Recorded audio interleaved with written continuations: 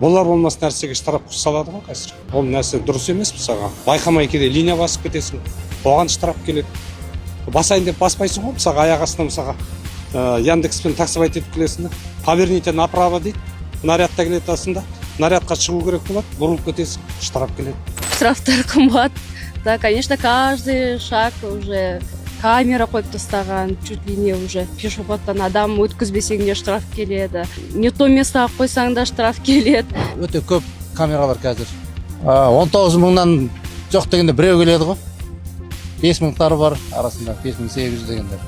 Батпақтардың кесірінен номерлер жалып қалады. И сондай кездерде гаишниктер артынан қуып келіп, тоже соған штраф салады негізі ше. Вот тазалап жүрмейсіз ба дейді. Оны кейде байқамай қаласың, потому что тазалайсың. Бір 200 метрден кейін ол қайтадан жалып қалады деген сияқты ғой. Но көшенің бәрі да лас бізде тазаланбайды. Машина болған кезде мен неден өтіп кеттім сплошныйдан. Қардан болғаннан көрмей қалдым и өтіп кеттім, и лишение права кетіп қалдым. Сөйтіп қазір машинасыз жүрмін. Сен если нарушать ете берсең, конечно, штраф көп төлейсің. Нарушать етпесең төлемейсің. Ең үлкен штраф 40 000 теңге болды ол моргающийдан өткен кезінде.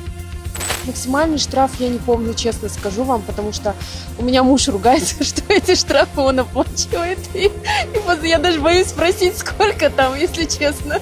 Но это часто бывает в последнее время.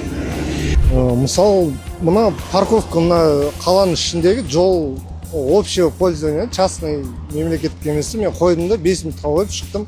Маған 4000 теңге, там 5000 теңге штраф келеді. Мысалы, 5 минутқа бола, білмеймін, соған штраф салу деген. Тоқтап қойғаным үшін мен біреуді қағып кеткен жоқпын, там нарушение, жесткий нарушение жасамадым, нетпедім. Мына жерге частный қаланың жері, мен ойлаймын да, общее пользование да, ол әкімнің жері емес, там басқа біреудің жері емес. Парковкаға мысалы ақша төлейміз, но штраф беретін нәрсесі именно нелепо деп ойлаймын. Қазақстанда машинаны аңдайтын сергектер көп, алайда осы Қазақстанда басқа маңызды мәселелерді шешетін ешкім жоқ.